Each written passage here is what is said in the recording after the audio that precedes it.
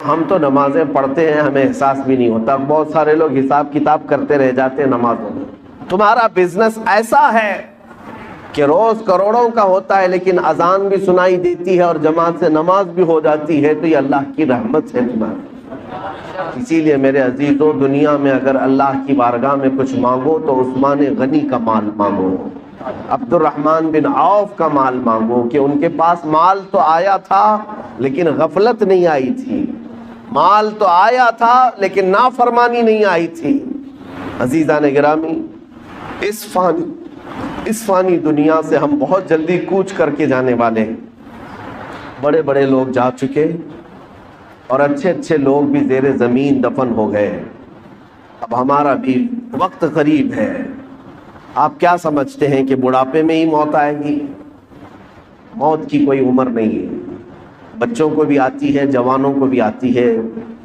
اور اگر کسی کو بڑھاپا مل گیا تو یہ بھی اللہ کی نعمت ہے اس کی, کہ اللہ نے جوانی بھی دی اور بڑھاپا دیا, اس لیے کہ بڑھاپے میں خواہشات کم ہوتی ہیں. مولا تعالیٰ بوڑھوں کو پاک و صاف کر کے توبہ کرا کے اپنی بارگاہ میں لینا چاہتا ہے, اس لیے بڑھاپا دیا. اور ایک روایت میں یہ بھی ہے کہ جس کا اسلام میں بڑھاپا آ گیا اور اس کی داڑھی سفید ہو گئی, رب تعالیٰ فرماتا ہے اسے عذاب دینے میں مجھے حیا آتی. بڑھاپے کو یہ نعمت ہے. لیکن میرے عزیزو, ہر جوان بوڑھا ہو جائے یہ کوئی گارنٹی نہیں ہے, ہر بچہ جوان ہو جائے یہ بھی کوئی گارنٹی نہیں ہے. موت کی اپنی کوئی عمر نہیں. ہم نے زندگیاں جتنی گزارنی تھی گزار لیا, ہم موت سے بہت تیزی سے قریب ہوتے جا رہے ہیں. تمہیں پتا ہے سیدنا حاتم اصم رضی اللہ تعالیٰ عنہ سے پوچھا گیا, آپ جب نماز پڑھتے ہیں تو آپ کے جسم پر رقت طاری ہوتی ہے, آنکھیں بہنے لگتی ہیں, کیسے آپ نماز پڑھتے ہیں, کیا سوچتے ہیں آپ؟ حضرت حاتم اصم کہتے ہیں, میں جب نماز پڑھتا ہوں تو سامنے میں جنت کو دیکھ رہا ہوتا ہوں, پیچھے ملک الموت کو کھڑا ہوا پاتا ہوں, اور اپنے دائیں بائیں جہنم کے گڑھے دیکھ رہا ہوں. اگر میں آگے کی طرف نہیں بڑھا, ملک الموت تو ابھی میری گردن دبوچنے والا ہے, یا تو دائیں گروں گا یا بائیں گروں گا, اور دونوں طرف جہنم کے گڑھے ہیں. اس لیے مجھے خوف ہوتا ہے, ڈر ہوتا ہے کہ کسی نہ کسی طرح اس راستے سے میں نکل کر جنت تک پہنچ جاؤں. میرے عزیزو, ہم تو نمازیں پڑھتے ہیں ہمیں احساس بھی نہیں ہوتا. بہت سارے لوگ حساب کتاب کرتے رہ جاتے ہیں نمازوں میں. ملک الموت ہر دن ہر گھر پر آ کر ایک بار ضرور جاتے ہیں. آج بھی ہمارے گھر آئے ہوں گے, یا جہاں ہم ہوتے ہیں ہم کو دیکھ کر کے جاتے ہیں. اور جس کی موت آنے والی ہوتی ہے اسے اس دن 3 مرتبہ وہ دیکھ کر جاتے ہیں. برابر وقت پر اس کی روح قبض کرنی ہوتی ہے, اور وہ 1 منٹ نہ آگے نہ پیچھے کرتے ہیں. آج بھی ہمارے گھر اور آپ کے گھر آ کر گئے ہوں گے یا آنے والے ہوں گے, تمہیں دیکھ کر ضرور جائیں گے. اور تمہاری سانسیں جس دن بند کرنی ہے انہیں پوری طرح سے خبر ہے, تمہارے پاس کتنا وقت بچا ہے انہیں پوری طرح خبر ہے, لیکن تمہیں خبر نہیں, نہ ہمیں خبر ہے. اب یہ شعبان کا مہینہ آ رہا ہے. حضور پاک صلی اللہ تعالیٰ علیہ وسلم ارشاد فرماتے ہیں اس میں ایک رات ہے 15ویں شب. اگلا مہینہ جو آئے گا ابھی شعبان کا, حضور فرماتے ہیں رب تبارک و تعالیٰ 15ویں شب کو سارے لوگوں کے سال بھر ہونے والے معاملات فرشتوں میں تقسیم کر رہا ہوتا ہے. ان کا رزق تقسیم کیا جا رہا ہوتا ہے کہ سال بھر اب ان کو اتنا رزق ملے گا, اتنے معاملات ہوں گے. یہاں تک کہ کئی لوگوں کی موت کا بھی اعلان ہو چکا ہوگا, لیکن حضور فرماتے ہیں انہیں خبر بھی نہیں ہوگی. وہ اپنے شادی کا پلان کر رہے ہوں گے, وہ اپنے گھر بنانے کے چکر میں مصروف ہوں گے, جبکہ ان کو 15ویں شعبان کا اعلان ہو چکا ہے کہ ان کی موت اس سال آنے والی ہے. عزیزان گرامی وقار, ہمارے پاس بہت لمیٹڈ ٹائم ہے, بہت مختصر سا وقت ہے. تو اس دنیا میں جب یہ تیزی سے گزرنے والا وقت ہے تو کر کے کیا جانا چاہیے؟ ظاہر سی بات ہے جب چھوٹا سا وقت ہے تو کچھ تو کریں. آپ سے اگر میں کہوں ملک الموت تمہارے سرانے پر آ کر کھڑا ہے اور کہتا ہے 2 منٹ ہے تیرے پاس, کیا کرنا چاہتا ہے؟ تم کیا کرنا چاہو گے؟ 2 رکعت پڑھنا چاہو گے, 1 رکوع قرآن کا پڑھنا چاہو گے, یا تسبیح لے کر سبحان اللہ پڑھ لیں، یا لا الہ الا اللہ پڑھ لیں، یا دعا کر لیں، توبہ کر لیں، استغفار کر لیں، بڑی بڑی چیزیں، یا خیرات کریں، صدقہ کریں، کیا کریں، 2 منٹ کا ٹائم ہے۔ بلکہ بزرگوں نے فرمایا اگر کسی کو یہ کہہ بھی دیا جائے کہ تیرے پاس 2 منٹ کا ٹائم ہے تو کیا کرنا چاہے کر لے، بعض بزرگوں نے لکھا ہے کہ وہ انہی معاملات کو سوچتا رہ جائے گا، 2 منٹ گزر بھی جائیں گے، کر بھی نہیں سکے گا، کیا کریں وہ پتہ بھی نہیں چل سکتا۔ لیکن میں آپ کو بتاتا ہوں ابھی تمہارے پاس وقت ہے، صحیح سلامت آپ بیٹھے ہوئے ہیں، آپ کی سانسیں چل رہی ہیں، آپ کے ہاتھ پیر سلامت ہیں۔ اب ہم میں سے کسی کو پتہ نہیں اب باقی وقت کتنا ہے، تو کون سی تسبیح پڑھو گے، کون سا ذکر کرو گے، کتنی تلاوت اور کتنی عبادت کرو گے۔ میں آپ کو ایک نسخہ دے جاتا ہوں، وہ سب سے بہترین چیز ہے، سب سے بہترین چیز ہے۔ فرمایا گیا کہ اگر تمہیں کوئی چیز مختصر سے وقت میں کر کے جانا ہے تو وہ رسول پاک کو راضی کر کے جانا ہے۔ ایک بار حضور پاک صلی اللہ تعالیٰ علیہ وسلم سے محبت کے ساتھ یہ عرض کرنا کہ آقا میں تمہارا ہوں، آپ میری طرف نظر کرم فرما دیں۔ اگر وہ رسول راضی ہو گئے تو تمہارے ہر وقت کے لیے وہ اللہ کی بارگاہ میں سفارش کریں گے۔ باقی ہماری تسبیح جاتی ہے کہ نہیں جاتی یہ بھی ہمیں معلوم نہیں، کر تو لیا عبادت لیکن قبول ہوتی ہے نہیں ہوتی یہ بھی نہیں معلوم، لیکن اگر اللہ کا نبی راضی ہو گیا تو ہمارے سفارش کے لیے وہ کافی ہو گیا۔ میں آپ کو بتاؤں ایک نوجوان کی زندگی مدینہ طیبہ میں، یہودی لڑکا تھا، ماں باپ دونوں یہودی ہیں، بیٹا 22 سال کا، ایک بار مسجد نبوی کے پاس سے گزر رہا تھا، رسول پاک صلی اللہ تعالیٰ علیہ وسلم صحابہ کے درمیان بیٹھے تدریس فرما رہے تھے، انہیں تعلیم دے رہے تھے، اور یہ مسجد نبوی کے دروازے کے باہر سے گزرتے گزرتے ایک بار اس کی نظر حضور پر پڑ گئی۔ نبی پاک صلی اللہ تعالیٰ علیہ وسلم کو دیکھتا کھڑا رہ گیا، اور حضور پاک صلی اللہ تعالیٰ علیہ وسلم کی شیرنی گھولنے والی وہ میٹھی آواز کانوں پر ٹکرانے لگی تو کھڑا سنتا رہ گیا حضور کی آواز، اور کافی دیر تک جب دل میں مٹھاس پہنچی تو گھر گیا۔ ظاہر سی بات ہے حضور کا وہ حسین چہرہ کوئی ایک بار دیکھتا تو ہی فدا ہو جاتا تھا۔ یہودی اپنے ماں باپ سے کہہ نہیں سکتا تھا، گھر گیا اور اس کے بعد بے چینی بڑھتی رہی۔ دوسرے دن آیا، پھر مسجد نبوی کے دروازے کے باہر کھڑا ہو کر حضور کو سنتا تھا اور دیکھتا تھا، بس اتنا کام تھا۔ چند دنوں کے بعد کسی نے دیکھ کر کے اس کے ماں باپ کو خبر کر دی کہ تمہارا بیٹا تو محمد کے پاس جاتا ہے صلی اللہ علیہ وسلم، تمہارا بیٹا، تم تو یہودی ہو لیکن تمہارا بیٹا محمد صلی اللہ تعالیٰ علیہ وسلم کو دیکھنے جاتا ہے، ان کی تقریر سننے جاتا ہے۔ تو باپ کو بڑا غصہ آیا، اس نے پوچھا کیا تو محمد کے پاس جاتا ہے، مسجد نبوی کے پاس جاتا ہے؟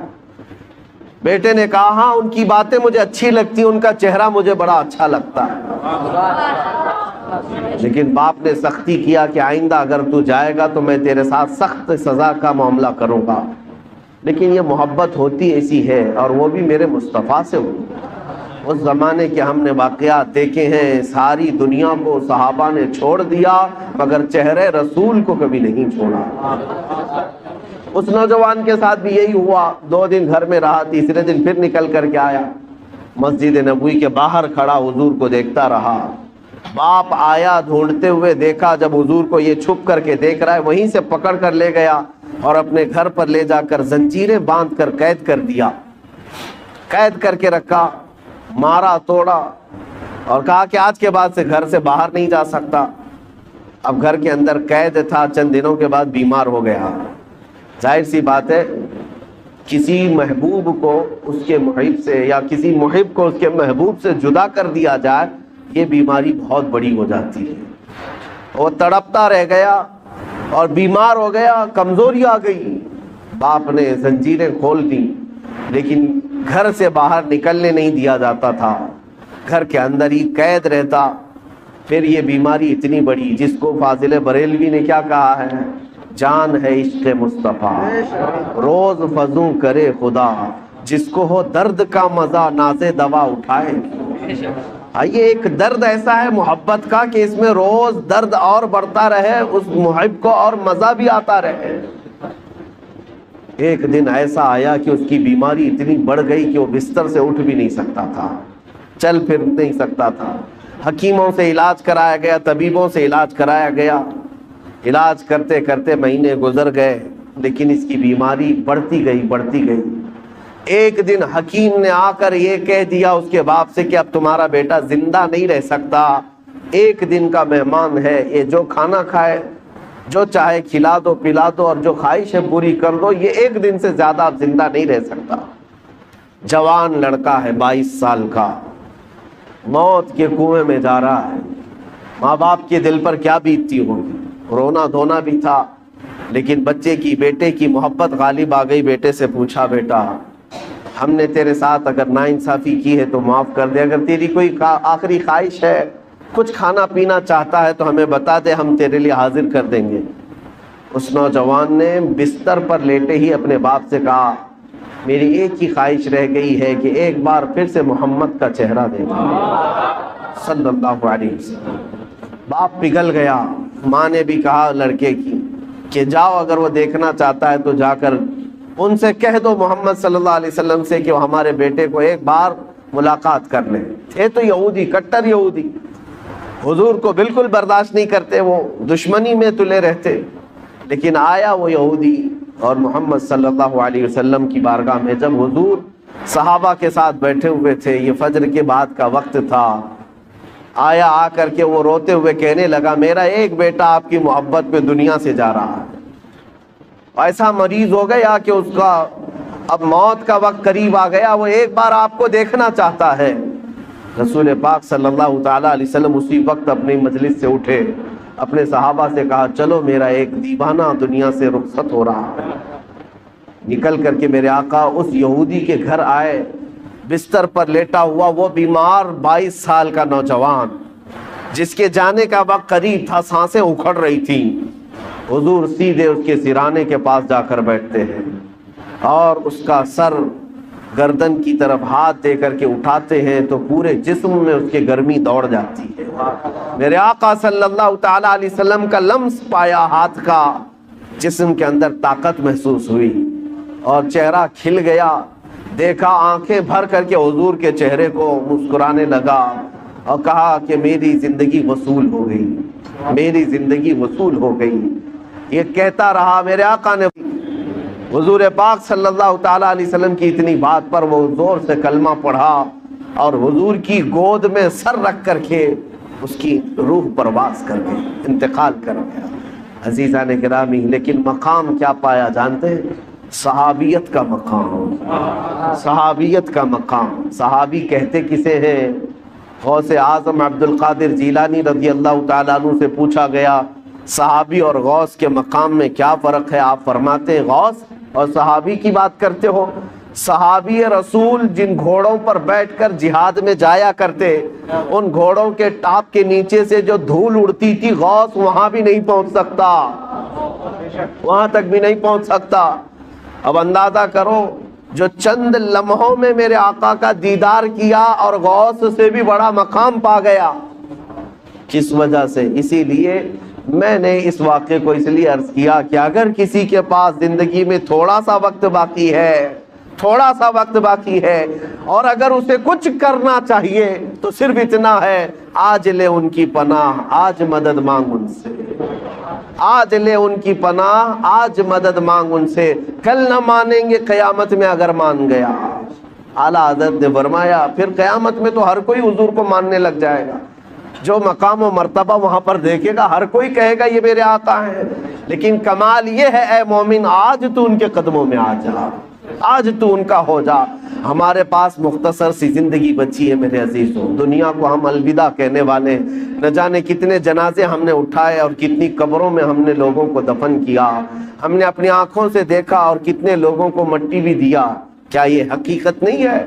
کیا یہ حقیقت نہیں؟ قرآن یہ کہتا ہے الہاکم التکاثر حتی زرتم المقابر، اللہ تعالیٰ فرماتا ہے یہ دنیا کی ہر چیز کی کثرت نے تمہیں غافل کر رکھا ہے، مال کی کثرت، کھانے کی کثرت، پہننے کی کثرت، اولاد کی کثرت، مرتبوں کی کثرت، خواہشات کی کثرت، یہ زیادتی نے تمہیں غافل کر رکھا ہے، اور اس غفلت سے اگر آزاد ہونا ہے رب تعالیٰ فرماتا ہے جاؤ قبروں کو دیکھاؤ، حتی زرتم المقابر، یہاں تک کہ تم قبروں کو دیکھاؤ۔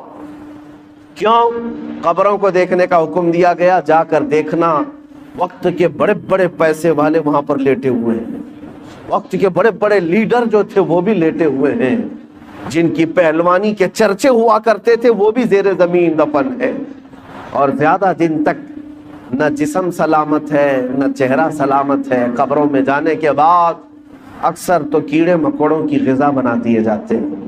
میرے عزیزو، ہمارے ساتھ بھی اس دنیا سے جانے کے بعد ایک نئی زندگی کا سامنا کرنا ہے۔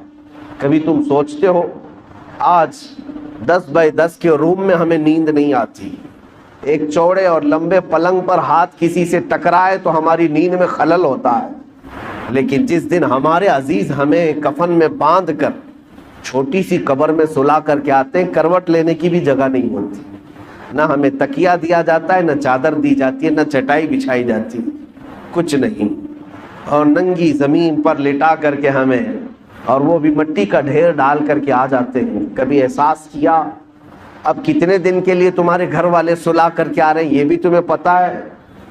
میاں 1 دن کے لیے، 2 دن کے لیے، 3 دن کے لیے ہم میں سے کسی کو پتا نہیں جب ہمیں دفن کر کے آتے ہیں اگلے 500 سال سونا ہے کہ 600 سال سونا ہے، لیکن سونا اسی میں ہے۔ اور حالات کیا ہوں گے، حالات کیا ہوں گے پتا ہے؟ بزرگوں نے فرمایا جب تمہارے اہل خانہ تمہیں دفن کر کے جاتے ہیں تو 3 دن نہیں گزرتے کہ تمہاری ناک سے اور کان سے اندر کی چیزیں باہر آنا شروع ہوتی، ہمارے پیٹ کا گودا باہر آنا شروع ہو جاتا ہے، اور 8 دن نہیں گزرتے کہ پیٹ پھٹ جاتا ہے، انتڑیاں باہر نکل آتی ہیں، تعفن ہو جاتا ہے قبر کے اندر، اور اچانک مٹی سے کیڑے پیدا کر دیے جاتے ہیں جو جسم کے ان اعضاء کو کھانے لگ جاتے ہیں۔ 40 دن گزرنے کے وقت اس کے جسم کا گوشت تک کھینچ لیا جاتا ہے۔ میرے عزیزو، یہ ہماری حقیقت ہے، یہ ہماری حقیقت ہے۔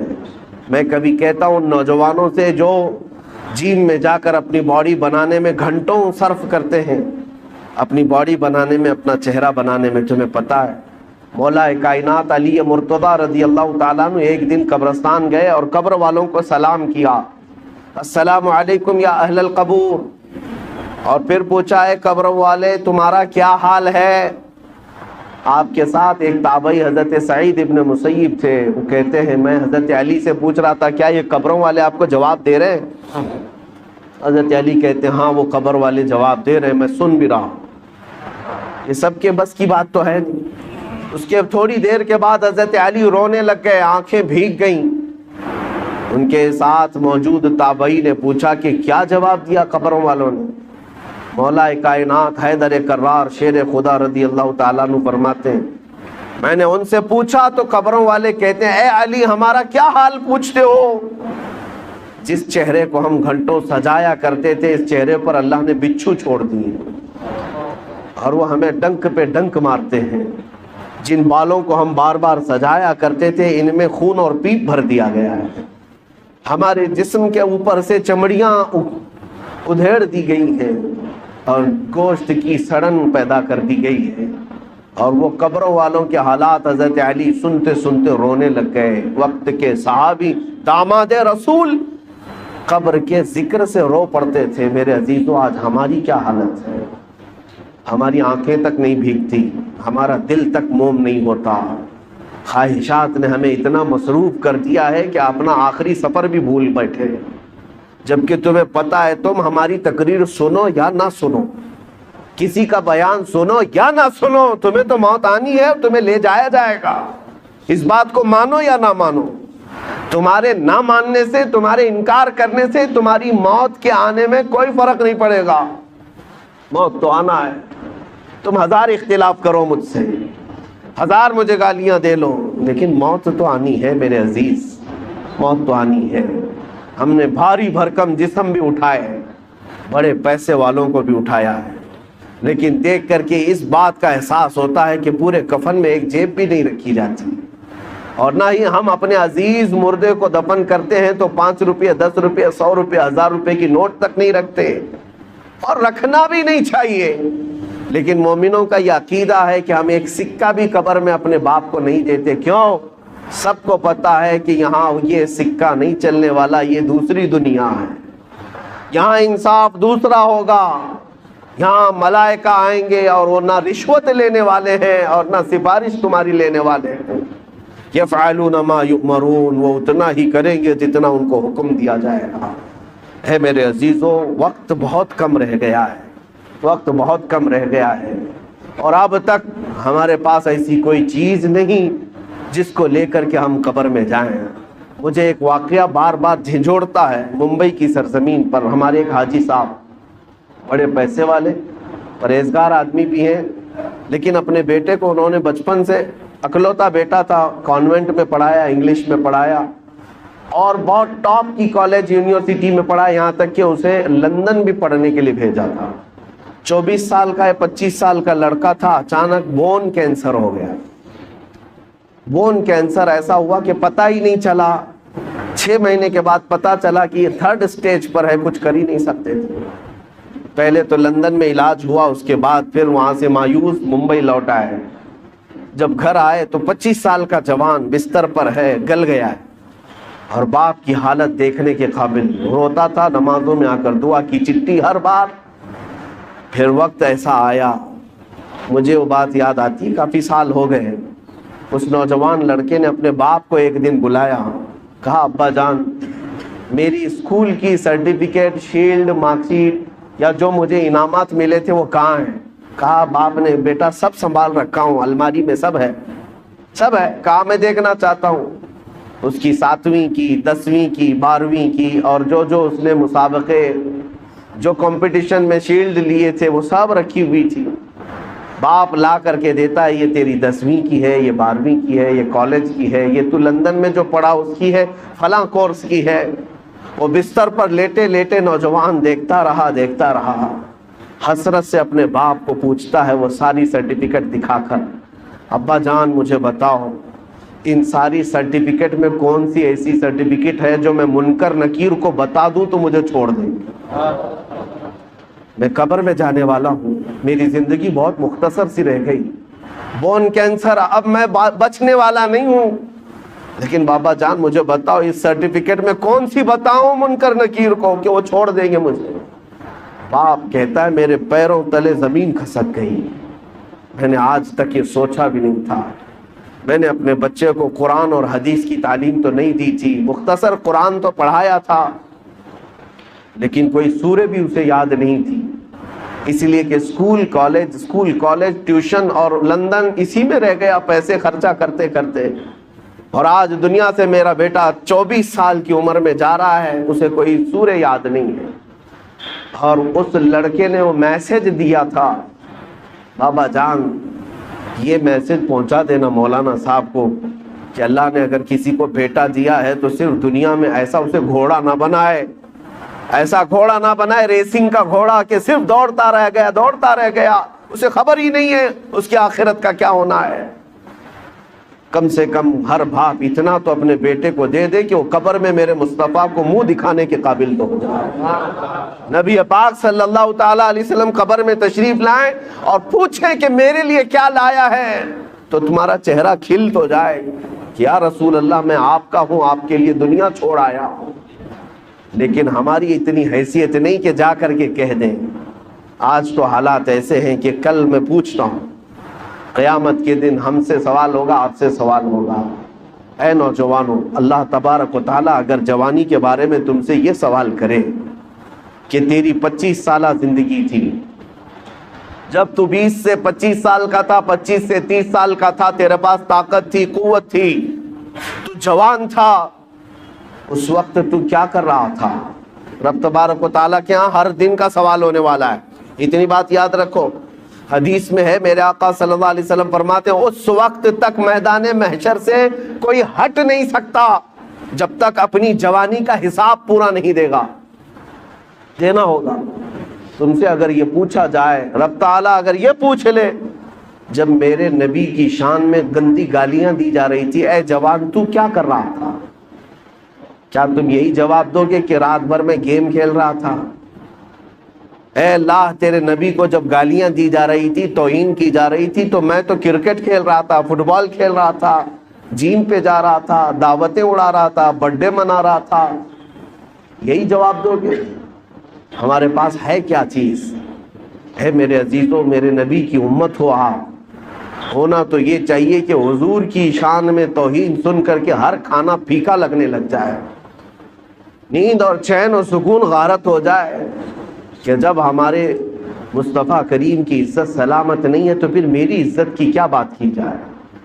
بہرحال آج احساس میں دلانے آپ کے سامنے کھڑا ہوں، اب فیصلہ آپ کے ہاتھ میں ہے۔ ایک چیز میں بتا کر کے رخصت ہو جاتا ہوں، جنازہ اٹھے گا اپنا، ہمارے گھر سے نکلے گا، کس میدان سے نکلے گا پتہ نہیں ہمیں، لیکن اتنی بات معلوم ہے کہ قبرستان جانے سے پہلے جنازہ یہ سب کے ساتھ ہوگا، سب کے ساتھ ہوگا۔ ابھی قبرستان پہنچا نہیں ہوتا کہ پوری قبر کے مردے کھڑے ہو جاتے ہیں۔ اگر کوئی غلط آدمی کا جنازہ آ رہا ہے، گنہگار کا آ رہا ہے، تو وہ کھڑے ہو جاتے ہیں اور کہتے ہیں اے رب ذوالجلال اسے ہمارا پڑوسی نہ بنا، اسے اس قبرستان میں داخل ہونے نہ دے، اس لیے کہ آج وہ آئے گا، دفن ہوگا، اس پر تیرا عذاب ہوگا، جس کی وجہ سے ہم سب کا چین اڑ جائے گا۔ مردے کھڑے ہو کر کے پناہ مانگتے ہیں اللہ کی بارگاہ میں کہ ایسا منحوس شخص اس قبرستان میں نہ آنے پائے۔ لیکن ایک موت ایسی بھی ہے کہ میرے مصطفیٰ کو راضی کر کے دنیا سے گیا، خواہشات کو ٹھوکر مار کر کے گیا، اپنی نمازیں، سجدے اور ذکر و اذکار لے کر کے گیا، تب بھی قبرستان کے مردے کھڑے ہوتے ہیں اور عرض کرتے مولا جو جنازہ آ رہا ہے اسے ہماری قبر کے بغل میں دفن ہونے کی اجازت ہے، اس لیے کہ آج سے تو اس پر اپنی رحمت کے دروازے کھولے گا، ان بارشوں کی چھینٹیں ہماری قبروں پر بھی پڑیں گی۔ فیصلہ تمہارے ہاتھ میں ہے، کس جنازے میں لیٹ کر جانا چاہتے ہو؟ فیصلہ تمہارے ہاتھ میں ہے کہ لوگ تمہارا استقبال کریں یا تم سے پناہ مانگیں۔ اور اتنی بات نہیں، اس مسجد میں آج نماز پڑھنے آئے ہو، سجدہ کر کے جاؤ گے، پتہ ہے آپ کو یہ بھی روایت میں ملتا ہے کہ جس دن تمہارا انتقال ہوگا مسجد کا وہ ٹکڑا تمہاری جدائی میں رونے لگ جائے گا، جہاں تم سجدہ کرتے تھے اللہ کی بارگاہ میں روتا ہے کہ مولا کیا وہ بندہ چلا گیا جس کے سجدوں سے مجھے سکون تھا؟ آسمان کا وہ دروازہ جس سے تمہارا رزق اترتا تھا، وہ دروازہ تمہاری جدائی کے غم میں روتا ہے کہ مولا وہ بندہ چلا گیا جو تیرا ذکر کرتا تھا۔ لیکن ایک بات یہ بھی یاد رکھو، جنہوں نے گناہوں سے اس زمین کو لال کر دیا ہے، اپنی نافرمانی سے دھبے بٹھا دیے ہیں زمین پر، کبھی نشہ کے ذریعے سے، کبھی زنا کے ذریعے سے، کبھی چوری کے ذریعے سے، اپنی خواہشات سے اس زمین کو رنگیلا کر دیا، جس دن اس کی موت ہونے والی ہے زمین کے وہ سارے حصے اللہ کی بارگاہ میں کہتے مولا تیرا شکر ہے، اس بوجھ کو تو نے ہم سے دور کر دیا، اس بوجھ کو تو نے ہم سے ہٹا لیا، تیرا شکر ہے۔ یہاں تک کہ زمین پھر پکار کر کہتی ہے مولا اسے تو میرے سینے میں دے دے، میں اس کے سارے غرور کو ایسا توڑوں گی کہ ایک رات میں اسے یاد آ جائے۔ قبر جب دباتی ہے، میرے آقا فرماتے ہیں ان ضغطۃ القبر حق، حضور فرماتے ہیں قبر کا جھٹکا دینا حق ہے، کسی سے نہیں چھوڑے گی، اور تمہیں بتائے گی کہ تم جس طرح سے اکڑ کر چلتے تھے تمہاری اصل حقیقت کیا ہے۔ اے میرے عزیزو، آخرت کو یاد کرو، اپنے آخری سفر کو یاد کرو، اور اسی میں تم اصلاح بھی پاؤ گے۔ بڑی بڑی تقریریں سن لینا، ہو سکتا ہے اثر نہ ہو۔ میرے آقا نے فرمایا دو چیزیں میں تمہارے درمیان نصیحت کرنے والی چھوڑ جا رہا ہوں، اگر یہ دو چیزوں سے نہیں سدھر سکے تو پھر تیسری کوئی چیز سدھار بھی نہیں پائے۔ وہ دو چیزیں کیا ہیں؟ میرے آقا فرماتے ہیں قرآن تمہارے درمیان نصیحت کرتا رہے گا، اور ایک موت تمہیں سمجھاتی رہے گی، تمہارے عزیزوں کی موت، تمہارے رشتہ داروں کی موت، تمہارے دوستوں کی موت، تمہارے ماں باپ بھائی بہنوں کی موت تمہیں بار بار سمجھاتی رہے گی ہم جا رہے ہیں، پیچھے تجھے بھی آنا ہے۔ جتنی جلدی ہو سکے توبہ کر لیں۔ عزیزان گرام وقار، آخری میری یہ بات ہے، مولانا روم ایک بات فرماتے ہیں، ایک آدمی نے طوطا پال رکھا تھا، طوطا پالا تھا، اور وہ طوطے کو اس نے لا الہ الا اللہ سکھایا تھا۔ کچھ طوطے بولنے والے بھی ہوتے ہیں نا، بولنے والا طوطا تھا، اس کو لا الہ الا اللہ سکھایا تھا۔ وہ طوطا بڑی صاف انداز میں لا الہ الا اللہ لا الہ الا اللہ دن بھر کہتا رہتا تھا۔ ایک دن پنجرے سے باہر نکلا طوطا گھر میں، ایک بڑا بلہ آیا اور بلے نے جھپٹا مارا، اس کی گردن کو پکڑ لیا، اور جیسے ہی جھپٹا مارا طوطا ٹائیں ٹائیں ٹائیں ٹائیں کرنے لگ گیا۔ دم زدن میں بلے نے اس کو پھاڑ کر رکھ دیا، مر بھی گیا طوطا۔ اب پالا ہوا طوطا تھا، مر گیا، ٹائیں ٹائیں ٹائیں ٹائیں کرتا گیا۔ اب وہ طوطے کا مالک دیکھ کر کے حیرت میں آ گیا۔ ایک تو طوطے کے مرنے کا غم تھا، لیکن اس سے زیادہ اس کی ہچکیاں بلند ہو گئیں۔ لوگ آئے کہنے لگے ایک طوطے کی موت پر اتنا کیا غم کرتا ہے، دوسرا طوطا پال لے، اسے سکھا دے، پھر وہ بولے گا۔ اس نے کہا طوطے کی موت اور طوطے کا پالنا یہ اہم بات نہیں، توجہ چاہتا ہوں۔ وہ کہتا ہے میں نے اس کو لا الہ الا اللہ سکھایا تھا، بولتا تو تھا لا الہ الا اللہ، لیکن جب بلے نے پنجہ مارا اس پر تو اس وقت میں نے دیکھا طوطا اپنی اصلی آواز نکالنے لگا، ٹائیں ٹائیں ٹائیں ٹائیں۔ کاش جس وقت طوطے کو بلے نے پکڑا تھا اس وقت وہ لا الہ الا اللہ بول رہا ہوتا، جب وہ ختم ہی ہو چکا تھا۔ اب وہ شخص کہتا ہے مجھے اس طوطے کی موت کو دیکھ کر ڈر آنے لگ گیا۔ ہم تو زندگی بھر کہتے ہیں، لیکن ملک الموت جس وقت پنجہ مارے روح نکالنے کے لیے، کہیں ایسا نہ ہو کہ لا الہ الا اللہ بھول کر کوئی اور آواز نکلنے لگ جائے۔ یہ ہوتا بھی ہے، ہوتا بھی ہے۔ کئی لوگوں کی زبان سے کفریہ جملے نکل جاتے ہیں، کئی لوگوں سے گندی گالیاں نکل جاتی ہیں موت کے وقت فرشتے کو دیکھتے ہی، اسی لیے ان کی موت برے انجام کے ساتھ ہوتی ہے۔ اللہ تبارک و تعالیٰ اچھی موت عطا فرمائے۔ من کان آخر کلامہ لا الہ الا اللہ دخل الجنہ، میرے آقا نے فرمایا جس کا آخری کلمہ لا الہ الا اللہ ہوا، اللہ تعالیٰ اسے جنت میں داخل فرمائے۔